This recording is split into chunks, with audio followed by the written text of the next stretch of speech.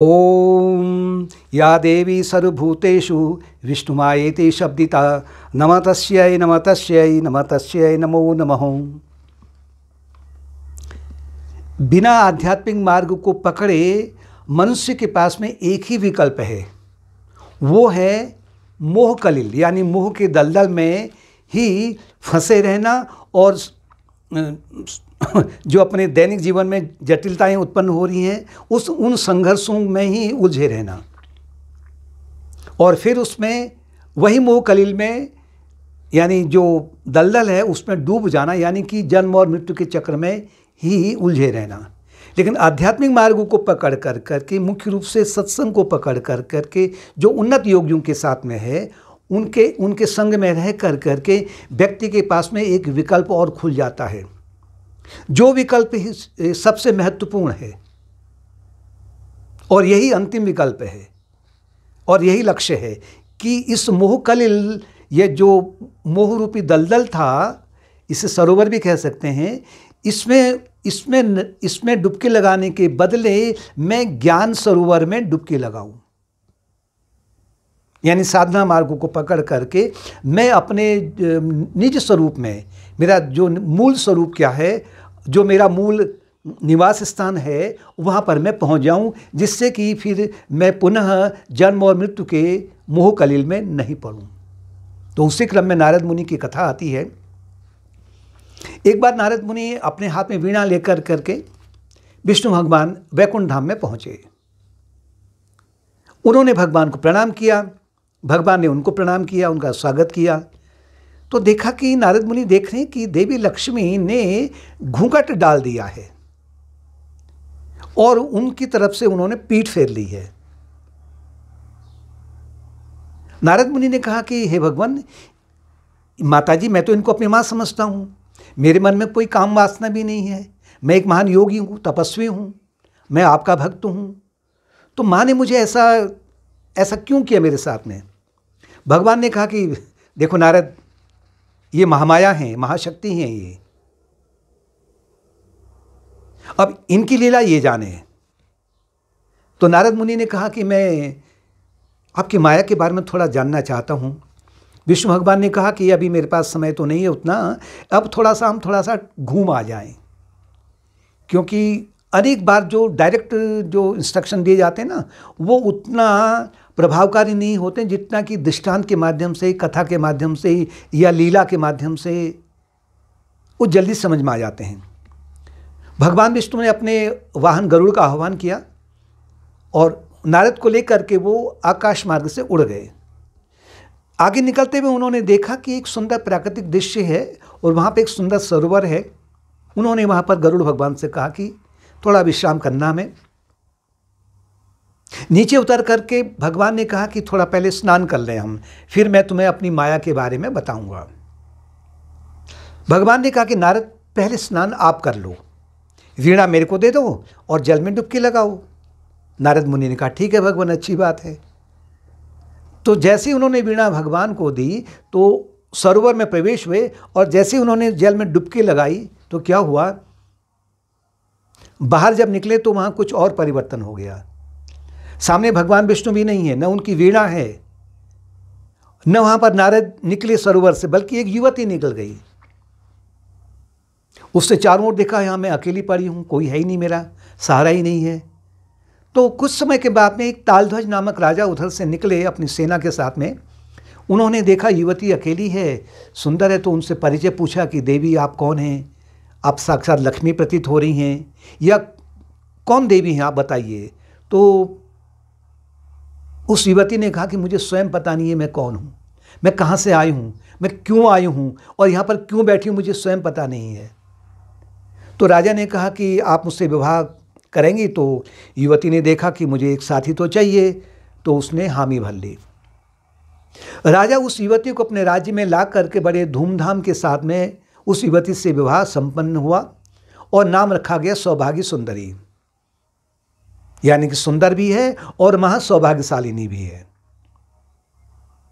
स्वयं युवती भी अपने आप को सौभाग्य सुंदरी के नाम से और राजा की रानी बनते हुए पूरे जो वैभव है उसमें रहते हुए उसे भी ऐसा प्रतीत हो रहा था कि मेरे समान कोई भी सौभाग्यशाली नहीं है इस जगत में। समय आने पर धीरे धीरे उस युवती के यानी सौभाग्य सुंदरी के तालध्वज से 12 पुत्रों का जन्म हुआ।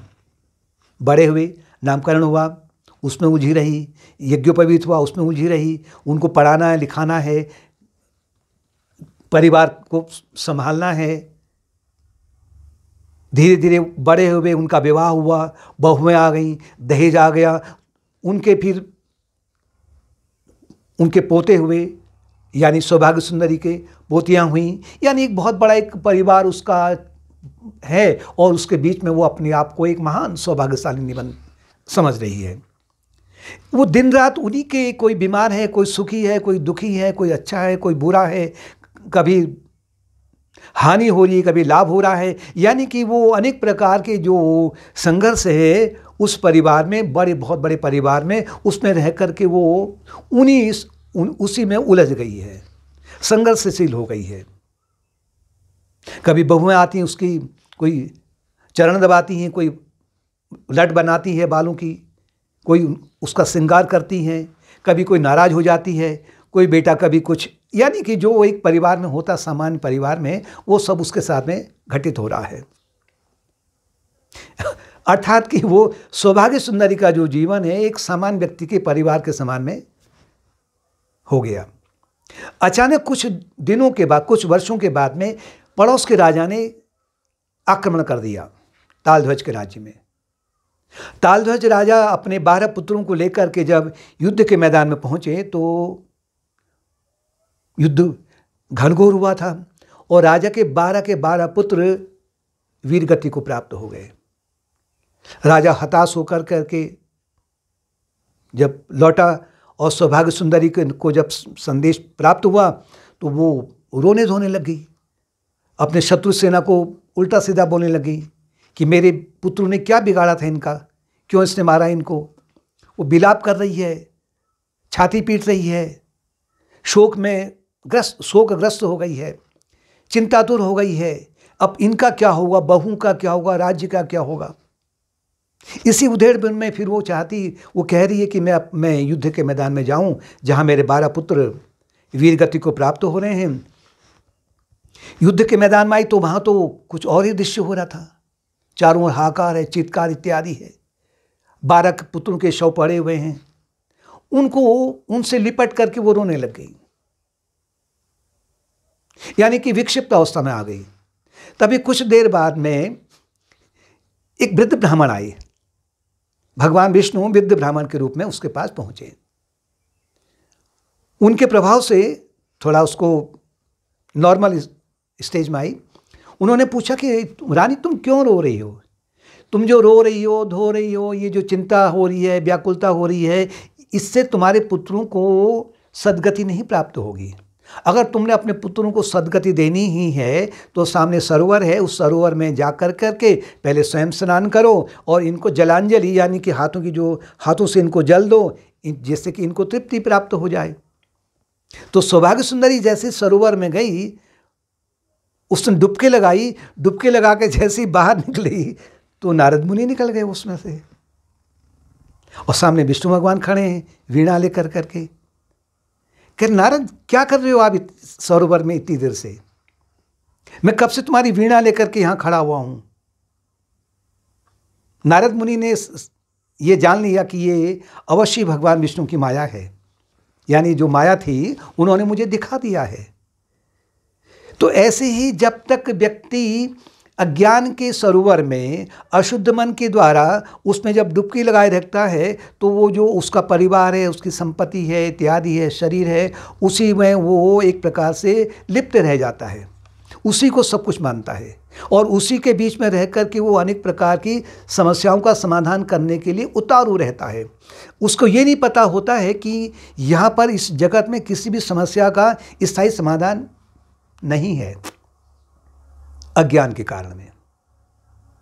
और तभी वो जीवात्मा, यानी कि कब जीवात्मा जब अज्ञान के सरोवर में डुबकी लगाता है तो वो जीवात्मा बन जाता है, यानी स्त्रीलिंग बन जाता है। जीवात्मा को स्त्रीलिंग कहते हैं। पुरुष केवल एक ही है, पुरुषोत्तम भगवान।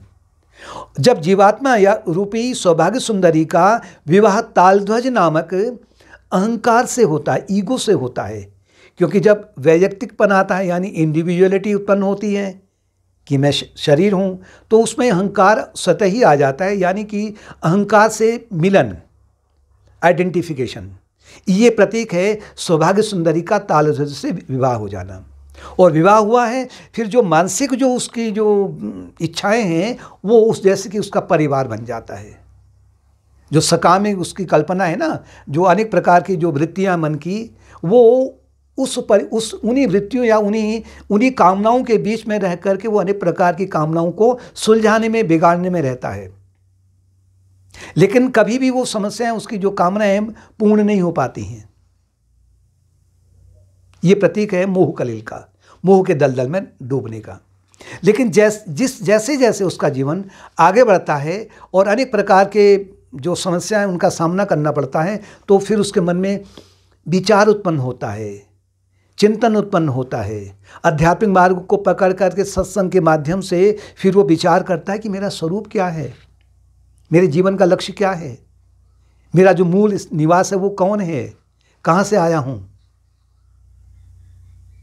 ये प्रतीक है कि साधना मार्गों को पकड़ना, और ये प्रतीक है कि फिर से सौभाग्य सुंदरी का सरोवर में डुबकी लगाना, यानी कि जब वो ज्ञान गंगा के सरोवर में डुबकी लगाता है, आध्यात्मिक मार्गों को पकड़ना, ज्ञान सरोवर में डुबकी लगाना, तो धीरे धीरे उसकी बुद्धि जो मोह कलिल से अशुद्ध हुई थी वो शुद्ध होने लग जाती है, उसमें परिवर्तन होने लग जाता है। और जब उससे वो बाहर निकल के आता है जीवात्मा धीरे धीरे, तो उसे प्रतीत होता है मैं तो ये तो हूँ ही नहीं, मैं तो नारद ही हूँ, क्योंकि प्रत्येक जीवात्मा नारद स्वरूप ही है।